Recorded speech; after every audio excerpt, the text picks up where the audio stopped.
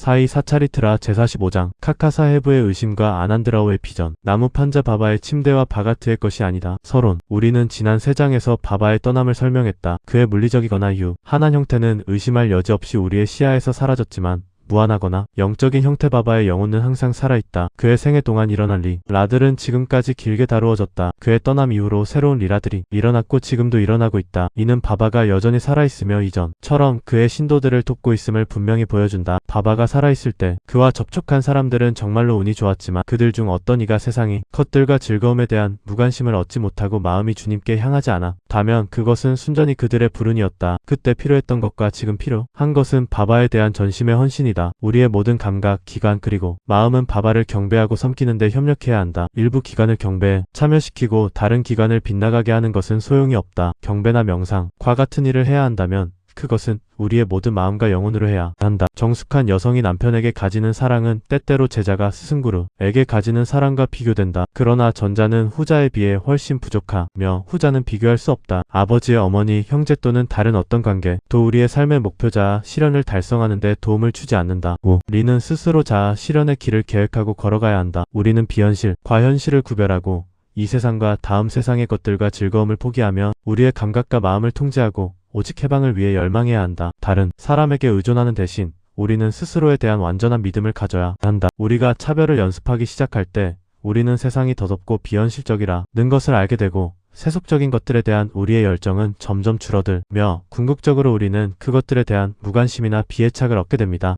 그러면 우리는 브라흐마가 우리 구루와 다르지 않다는 것을 알고 그것이 겉으로 보이는 우주를 초월하고 둘러싸고 있기 때문에 우리는 모든 생명체에서 그것을 숭배하기 시작합니다. 이것이 통합적인 바잔 또는 숭배입니다. 우리가 이렇게 브라흐마 또는 구루를 진심으로 숭배할 때 우리는 그와 하나가 되고 자아 실현을 이룹니다. 요컨대 항상 구루의 이름을 부르고 그를 명상하는 것은 우리가 모든 존재에서 그를 볼 수 있게 하며 우리에게 영원한 행복을 부여합니다. 다음 이야기가 이를 설명할 것입니다. 카카사업의 의심과 아난드라오의 비전. 사이 바바가 카카사업 틱시색의 매일 2가지 작품인 일바가와트와 바와르타 라마얀을 읽도록 명령한 것은 잘 알려져 있습니다. 카카사업은 바바가 살아있을 때 매일 이것들을 읽었고 바바가 세상을 떠난 후에도 그 관습을 따랐습니다. 한번 봄베이의 초호파티에 있는 카카 마하잔이 왜 집에서 카카사업은 아침에 에카나티 바가와트를 읽고 있었습니다.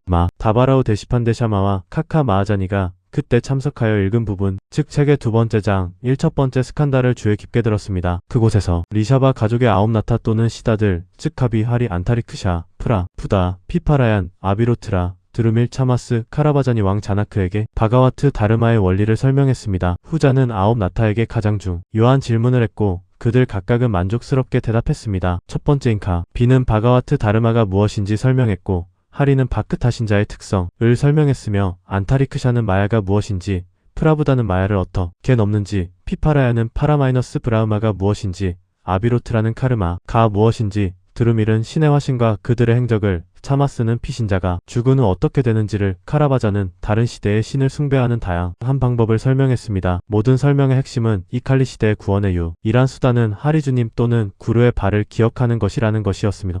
읽기가 끝난 후 카카사업은 마다바라와 다른 이들에게 우울한 목소리로 9나타의 바크티 또는 헌신에 대한 담론이 얼마나 놀라운가 하지만 동시에 그것을 실천하는 것이 얼마나 어려운가 나타들은 완벽했지만 우리 같은 바보들이 그들이 설명한 헌신을 이룰 수 있을까? 우리는 여러 번의 환생 후에도 그것을 얻지 못할 것이니 우리는 어떻게 구원을 받을 수 있을까? 우리에게는 희망이 없는 것 같다 고 말했습니다. 마다바라오는 카카사업의 이러한 비관적인 태도를 좋아하지 않았습니다.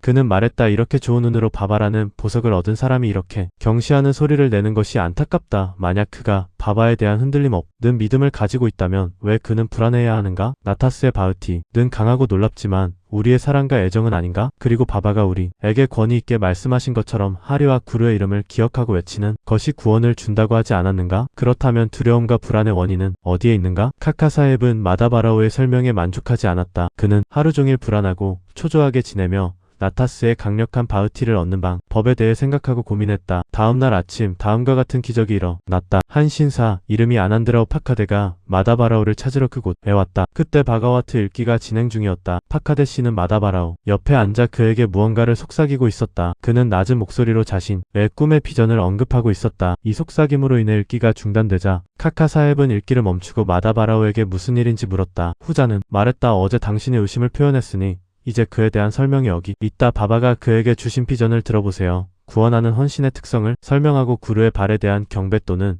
숭배의 형태로서의 헌신이 충분하다는 것을 보여줍니다. 모두가 그 비전을 듣고 싶어 했고 특히 카카사 헵이 그랬다. 그들의 제안에 따라 파카데시는 다음과 같이 비전을 이야기하기 시작했다. 나는 허리 깊이의 물속에 있는 깊은 바다에 서 있었다. 그곳에서 나는 갑자기 사이 바바를 보았다. 그는 다이아몬드로 장식된 아름다운 왕자에 앉아 계셨고 그의 발은 물속에 있었다. 나는 바바의 형상에 매우 기쁘고 만족했다. 그 비전은 너무 현실적이어서 나는 그것이 꿈이라고 생각하지 않았다. 이상하게도 마다바라오도 거기에 서 있었다. 그는 나에게 감정적으로 말했다. 아난드라오, 바바의 발에 엎드려라. 나는 대답했다. 나도 그렇게 하고 싶지만 그의 발이 물속에 있으니 어떻게 내 머리를 그 위에 놓을 수 있겠는가? 나는 무력하다. 이를 듣고 그는 바바에게 말했다. 오데바, 물속에 있는 당신의 발을 꺼내주세요. 그러자 바바는 즉시 그의 발을 꺼내셨다. 나는 지체 없이 그것을 잡고 경배했다. 이를 보고 바바는 나에게 축복하시며 말씀하셨다. 이제 가라. 너는 복을 얻을 것이니 두려움과 불안의 원인은 없다. 그는 또한 덧붙였다. 내 샤마에게 실크 가장자리가 있는 토타르를 주어라.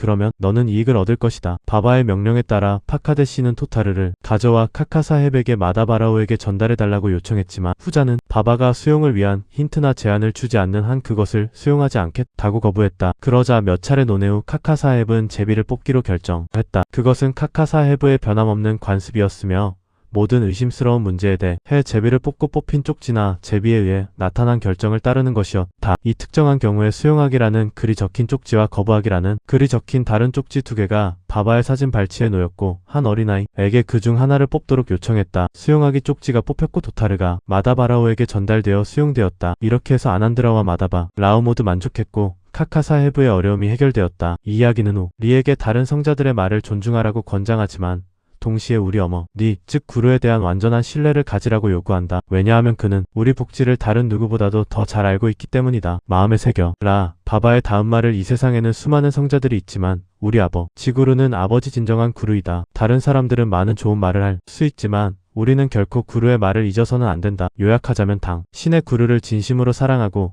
그에게 완전히 항복하며 그 앞에 경건하게 무릎을 꿇어라. 그러면 당신은 세속적 존재의 바다를 건너야 할 것이 없고 태양 앞에 어둠이 없음을 알게 될 것이다. 나무 판자 바바의 침대 그리고 바가트의 것이 아니다. 그의 초기 시절 바바는 길이가 4팔 너비는 단지 한 자 정도인 나무 판자 위에서 잠을 잤고 내 모서리에서 파나티의 흙으로 만든 램프가 타고 있었다. 나중에 그는 그 판자를 조각으로 부수고 버렸다. 제10장 참조. 한번 바바는 카카사헤브에게 이 판자의 위대함이나 중요성을 설명하고 있었다. 이를 듣고 카카사헤브는 바바에게 당신이 여전히 그 나무 판자를 사랑한다면 제가 다시 마스지드에 하나 걸어드리겠습니다. 당신이 편안하게 주무실 수 있도록 라고 말했다. 바바는 나는 마할라사파 티를 땅에 두고 위에 서자고 싶지 않다 고 대답했다. 그러자 카카사헤브는 나는 마할라사파 티를 위해 다른 판자를 제공하겠다 고 말했다. 바바는 그가 어떻게 판자 위에서 잘 수 있겠는가? 판자 위에서 자는 것은 쉽지 않다. 많은 좋은 자질을 가진 사람만이 그렇게 할 수 있다. 눈을 크게 뜨고 잘 수 있는 사람만이 그렇게 할 수 있다. 내가 잠을 잘 때 나는 종종 마할라사파 티에게 내 곁에 앉아